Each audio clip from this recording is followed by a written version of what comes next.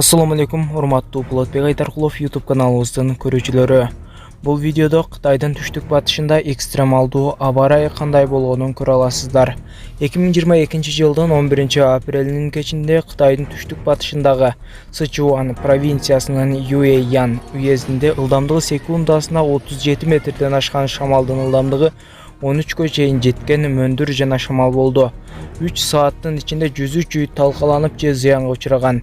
20 киши жарадар болгон. Кытайдын коммунисттик партиясынын Аньюи округдук комитетинин коомчулук менен байланыш бөлүмү билдиргендей, саат 20:00дөн 23:00га чейин болгон бороондон 300 гектарга жакын эгин талаалары жана 10 миңдей адам жабыркады. Биринчи жардамчылардын айтымында камалып калган адамдар куткарылган. Коопсуздук коркунучтары алынып, жол тосмолору тазаланган. Чжэцзян провинциясынын бийликтери мектептерди, базарларды жана ишканаларды жабууга буйрук бергенин расмий Синьхуа агенттиги билдирди.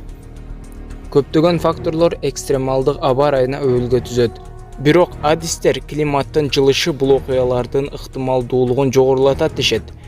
Урматтуу YouTube каналыбыздын көрүүчүлөрү, ушуну менен видео ролигибизди жыйынтыктайбыз.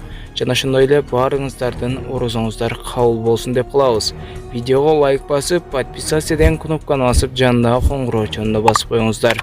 Ушундай кырсыктардан Аллах Таала бизди сактасын.